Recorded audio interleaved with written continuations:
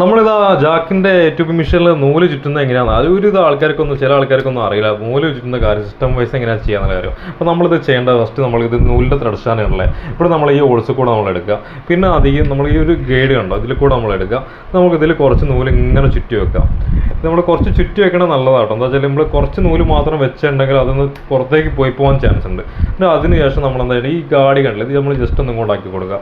പിന്നെ നമ്മൾ food sensor നമ്മൾ ഇതാക്കുന്ന മാതിരി തന്നെ വർക്ക് ചെയ്യാം. ഇതാണല്ലോ നമുക്ക് സിമ്പിളായിട്ട് ഇതേമാതിരി അങ്ങോട്ട് നൂല് ചുറ്റിൽ സിമ്പിളായിട്ട് നമ്മൾ ചെയ്യാം. പിന്നെ നൂല് ചുറ്റുമ്പോൾ നമ്മൾ ശ്രദ്ധിക്കേണ്ട ഒരു കാര്യമുണ്ട്. ഇതിൻ്റെ പെടൽ നമ്മൾ പൊന്തിച്ച് വെക്കണം. ഈ പെടലില്ലേ ഈ പെടൽ പൊന്തിച്ച് വെച്ചാൽ മാത്രമാണ്, അല്ലെങ്കിൽ അത് തേയ്മാനം വന്ന് സ്റ്റിച്ച് കംപ്ലൈൻറ്റ് വരും. നമ്മളിതിൻ്റെ പെടൽ കണ്ടില്ല നമ്മൾ പെടൽ പൊന്തിച്ച് വെക്കുമ്പോൾ നമുക്കതിന് തേയ്മാനം കാര്യങ്ങളും ഉണ്ടാവില്ല. അപ്പോൾ നമ്മൾ ഈ വർക്കിംഗ് ഇവിടെ നടക്കുകയും ചെയ്യും, സിമ്പിളായിട്ട് നടക്കുകയും ചെയ്യും. പിന്നെ ഇത് ഫുള്ളായി കഴിഞ്ഞാൽ ഓട്ടോമാറ്റിക് സ്റ്റോപ്പ് ആവും കേട്ടോ. അതാണ് ഇതിൻ്റെ സിസ്റ്റം വരുന്നത്. അപ്പോൾ നമുക്കിത് കുറച്ച് നൂല് മതി എന്നുണ്ടെങ്കിൽ നമുക്ക് ജസ്റ്റ് ഇത് ഇങ്ങോട്ട് നീക്കി വെക്കാം. നമ്മളത് നീക്കി വെച്ച് പിന്നെ അതിനുശേഷം നമുക്കിതാണ് അതിൻ്റെ ബോബിൻ കേസ്. നമ്മളെപ്പോഴും ജാക്കിൻ്റെ മെഷീനൊക്കെ ഉപയോഗിക്കാൻ ശ്രദ്ധിക്കേണ്ട ഒരു കാര്യമുണ്ട്. നമ്മൾ ലോക്കൽ ഫാൻസിൽ നിന്നൊക്കെ കിട്ടുന്ന 10-30 രൂപേൻ്റെ ബോബിൻ കേസ് ഒന്നും വാങ്ങിയത്. കുറച്ച് ക്വാളിറ്റി ഉള്ള ഹൈ-ആൻഡ് ബോബിൻ കേസ്, അങ്ങനെ ജപ്പാൻ്റെ ബോബിൻ കേസ്, അങ്ങനത്തെ ബോബിൻ കേസൊക്കെയാണ് വാങ്ങിയിട്ടുണ്ട് കേട്ടോ. നമ്മൾ സാധാ ചെയ്യുന്ന മാതിരി തന്നെ ഈ മെഷീൻ മറച്ച് വെച്ച് അങ്ങനെ കാണിച്ചു തരാം നമ്മളെങ്ങനെ ബോബിൻ കേസ് വെക്കുന്നതെന്നുള്ള കാര്യം. ഇത് നമ്മളിങ്ങനെ മറച്ച് വെച്ചിട്ട് അതാണല്ലോ ഈ സാധനം. ഇത് നമ്മൾ ജസ്റ്റ് ഈ കട്ടിങ്ങിലേക്ക് നമ്മളിങ്ങനെ ജസ്റ്റ് ഇങ്ങനെ അമർത്തി കൊടുക്കുക. ഇതാണ് അതിൻ്റെ ടാങ്ക് കേട്ടോ. നമ്മൾ ഈ മെഷീനിൽ പ്രത്യേകത ഉണ്ടെങ്കിൽ നമ്മൾ ഈ ടാങ്കിൽ നമ്മൾ ഓയിൽ ഒഴിച്ച് കഴിഞ്ഞതിന് ശേഷമാണ് നമ്മൾ ഇത് വർക്ക് ചെയ്യുക. അപ്പോൾ തേയ്മാനം കാര്യങ്ങളൊന്നും ഈ മെഷീനിൽ ഉണ്ടാവില്ല. അപ്പോൾ നമ്മൾ ഈ ടാങ്കിൻ്റെ 2 ലൈനുകൾ കാണുന്നില്ല, ഈ 2 ലൈൻ്റെ ഓയിൽ ഒഴിച്ച് കഴിഞ്ഞ് 2 ലൈൻ്റെ സെൻട്രലായിട്ട് മാത്രമാണ് ഇത് വരിക. അപ്പോൾ നമ്മളത് കുറച്ച് 2-3 മാസമൊക്കെ കൂടുമ്പോൾ ജസ്റ്റ് ഒന്ന് ഓയിൽ ചെക്ക് ചെയ്യണം. നമ്മൾ ഓയിൽ ഒഴിച്ച് വെച്ചിട്ട് മെഷീൻ മാത്രം അങ്ങനെ വർക്ക് ചെയ്യിക്കാൻ പാടില്ല. അപ്പോൾ 2-3 മാസം കൂടുമ്പോൾ ചെക്ക് ചെയ്ത് നോക്കി ഇതിൻ്റെ അളവ് കുറച്ച് കുറയുന്നത് നമുക്ക് കാണാം. അപ്പോൾ അന്നേരം നമ്മളിത് ടോപ്പപ്പ് ചെയ്യാം. നമ്മളൊരു കുപ്പി ഓയിൽ വാങ്ങി ടോപ്പപ്പ് ചെയ്യുക. ഇതിൽ ഒഴിക്കേണ്ട ഓയിൽ എന്ന് പറഞ്ഞാൽ പ്യുവർ വൈറ്റ് ഓയിലാണ് നമ്മൾ ഉപയോഗിക്കേണ്ടത്. സാധാ ചില ഷോപ്പുകളിലൊക്കെ കുറച്ച് ബ്രൗണിഷ് കളർ ഓയിൽ കിട്ടും, അതൊന്നും യൂസ് ചെയ്യാൻ പറ്റില്ല കേട്ടോ. അപ്പോൾ നമ്മൾ പ്യുവർ വൈറ്റ് ഓയിൽ ഉപയോഗിക്കുക. പിന്നെ ഒരു 5-6 മാസം കൂടുമ്പോൾ നമ്മൾ നോക്കുമ്പോൾ ഈ പ്യുവർ വൈറ്റ് ഓയിൽ ബ്രൗണിഷ് കളറാവും.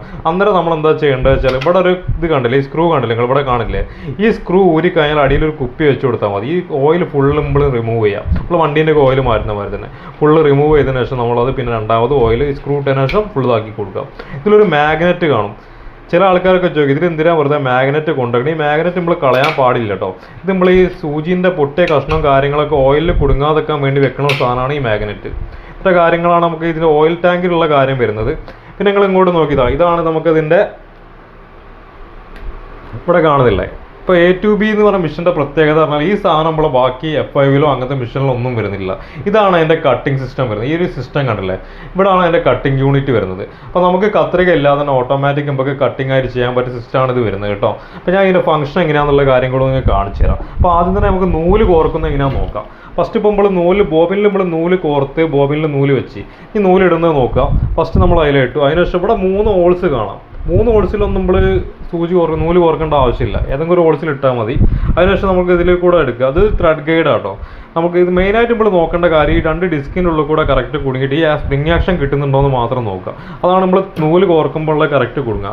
അധികം ആൾക്കാർക്ക് ഒരു പ്രശ്നം എന്താ വരിക വെച്ചാൽ നമുക്ക് നൂല് കോർക്കുമ്പോൾ അടിയിൽ കെട്ട് വരെ അങ്ങനത്തെ പ്രശ്നമൊക്കെ വരും.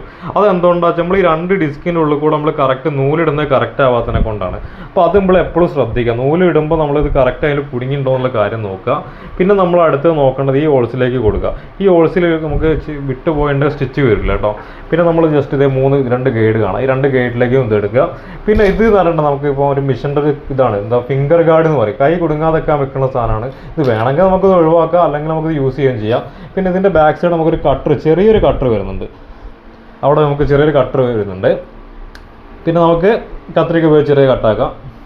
ഓക്കെ, നമ്മളിത് സാധാരണ മാതിരി തന്നെ നമ്മൾക്ക് ഇത് നൂല് ഇങ്ങനെ ആക്കി കൊടുക്കാം. ചില ആൾക്കാർ ചോദിക്കും നമ്മളെ A2B F5-ൽ കട്ടർ ഉണ്ടല്ലോ, അപ്പോൾ അതും തമ്മിലുള്ള എന്താ വ്യത്യാസം നോക്കുക. ആ F5-ലുള്ള കട്ടറും നമുക്ക് ഇതിൽ കാണുന്ന കട്ടറും തമ്മിൽ രണ്ടാണ്. ഇത് നമുക്ക് ഓട്ടോമാറ്റിക് നമുക്കിത് സൂചി പൊന്തിച്ച് വെച്ചാൽ മതി കേട്ടോ. നമുക്കിത് കാഴ്ചക്കുറവുള്ള ആൾക്കാരൊക്കെ ആണെങ്കിൽ നമുക്ക് ഒരു ത്രെഡ് ഗൈഡ് യൂസ് ചെയ്താൽ മതി. സിമ്പിളായിട്ട് നമുക്ക് ഇതേമാതിരി ഇങ്ങനെ നൂലെടുക്കുക. അടിയത്തെ നൂല് നമ്മൾ തിരിച്ചിട്ട് മേലോട്ട് എടുക്കുക. ഇത് കണ്ടില്ല, സിമ്പിളായിട്ട് നമുക്ക് നോക്കാം. പിന്നെ എന്ന് പറഞ്ഞാൽ നമ്മൾ ഈ 2 നൂല് ഒരേ ലെവലിൽ കട്ട് ചെയ്യുക. കട്ട് ചെയ്തതിന് ശേഷം ഇത് 2ഉം കൂടി ഒരേ ലെവലിൽ ഇങ്ങനെ വെച്ചിട്ട് ബാക്കോട്ട് ആക്കിയിട്ട് വേണം തയ്യൽ അടിക്കാൻ തുടങ്ങാം കേട്ടോ. അപ്പോൾ ഞാനിത് അങ്ങക്ക് ഇത് അടിച്ച് കാണിക്കാൻ വേണ്ടി ചെറിയൊരു ക്ലോത്ത് എടുത്തിട്ടുണ്ട്. ഈ ക്ലോത്ത് നമ്മളിങ്ങനെ വെച്ച് ഇത് കണ്ടില്ലേ, ഇതാണിപ്പോൾ അതിൻ്റെ സ്പീഡ് വരുന്നത്. ഇനി നമ്മൾ ഇങ്ങോട്ട് നോക്കി ഇത് നമുക്ക് അതിൻ്റെ സ്റ്റിച്ചിൻ്റെ റെഗുലേറ്റർ എന്നാണ് ഇതിന് പറയാം. ഇതാണ് സ്റ്റിച്ചിൻ്റെ ലെങ്ത്ത്. നമുക്ക് ഏത് സ്റ്റിച്ചാണ് വേണ്ടത്, ഈ പോയിന്റ് കണ്ടില്ലേ, ഇതിൻ്റെ നേരെ നമ്മൾ ഇതിങ്ങനെ തിരിച്ചു കൊടുത്താൽ 1, 2, 3 അങ്ങനെ ഏത് നമ്പറാണ് വെക്കണമെന്ന് വെച്ചാൽ ആ സ്റ്റിച്ചാണ് ഇതിൽ വരിക. അധികം ആൾ ഇത് പിടിച്ചിങ്ങനെ തിരിക്കും. അങ്ങനെ ചെയ്യാൻ പാടില്ല. ഇത് പ്രസ് ചെയ്തിട്ട് വേണം ഈ സാധനം തിരിക്കാൻ കേട്ടോ. അപ്പോഴാണ് അതിൻ്റെ കറക്റ്റ് ഒരു ഫംഗ്ഷനിങ് ആയിട്ട് വരിക. പിന്നെ നമ്മൾ ഡിസ്പ്ലേയിലേക്ക് നോക്കുക. ഇത് നമുക്ക് സ്പീഡ് കൂട്ടാനും കുറയ്ക്കുകയാണ്. അപ്പോൾ ഇതിപ്പോൾ 22 സ്പീഡ് കുറവാണ്. നമുക്ക് ഇങ്ങനെ ഇതേമാതിരി ഇങ്ങനെ സ്പീഡ് കൂട്ടി ഇങ്ങനെ 35 ഇങ്ങനെ മാക്സിമം ഇങ്ങനെ പോണ വരെ 30, 40, 45, 50 നമുക്ക് ഇതിൻ്റെ ടോപ്പ് സ്പീഡ് വരുന്നത്. 5000. നമുക്കിത് ഇങ്ങനെ കുറച്ച് പോവുകയാണെങ്കിൽ നമുക്ക് താഴോട്ട് ഇങ്ങനെ കുറയ്ക്കുകയും ചെയ്യാം. അതിങ്ങനെ പ്ലസ് വരും. ഈ 200 സ്പീഡ് എന്നൊക്കെ പറഞ്ഞപ്പോൾ തീരെ സ്പീഡ് ഉണ്ടാവില്ല. നമ്മൾ സാധാ തയ്യൽ പഠിക്കുന്ന ആൾക്കാർക്കും ഇതൊക്കെ ചെയ്യാൻ പറ്റും. ഇതിൻ്റെ പ്രത്യേകത ആണ്, തയ്യൽ സ്പീഡിൽ പഠിക്കാം, നമുക്ക് സ്പീഡ് കുറച്ച് പഠിക്കാം, നമുക്കതിൽ ചെയ്യാൻ പറ്റുന്നത്. എന്താ നോക്കാം, അപ്പോൾ സ്പീഡ് കൂട്ടിയിട്ട് പഠിക്കാം, സ്പീഡ് കുറച്ച് പഠിക്കാം. അതാണ് അതിൻ്റെ മാറ്റങ്ങൾ വരിക കേട്ടോ. പിന്നെ അതായത് പറഞ്ഞാൽ നമുക്ക് ഇൻവെർട്ടറിൽ വർക്ക് ചെയ്യും മെഷീൻ. അത്രയും കറണ്ട് ചാർജ് കുറവാണ്. നമുക്ക് സാധാരണ മറ്റേ ക്ലച്ച് മോട്ടറുള്ള മെഷീനൊക്കെയാണ് ഇൻവെർട്ടറിൽ വർക്ക് ചെയ്യില്ല.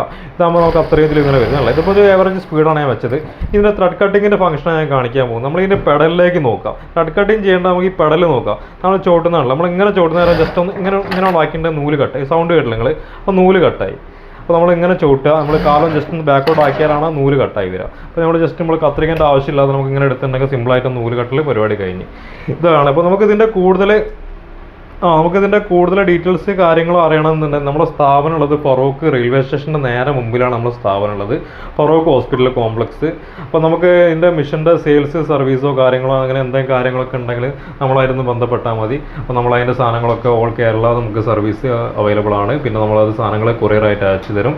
അപ്പോൾ നമ്മളെ ഈ പേജ് നമ്മൾ പുതിയൊരു യൂട്യൂബ് ചാനലാണ്. അപ്പോൾ അതൊന്ന് നമ്മളെ ചാനലൊന്ന് സബ്സ്ക്രൈബ് ചെയ്യുക, ഫോളോ ചെയ്യുക. അപ്പോൾ നമ്മൾ തയ്യൽ സംബന്ധമായിട്ടുള്ള എല്ലാ കാര്യങ്ങളും നമ്മൾ അതിലും കൂടെ നമുക്ക് അപ്ഡേറ്റ് ആക്കി കൊണ്ടുവരും കേട്ടോ.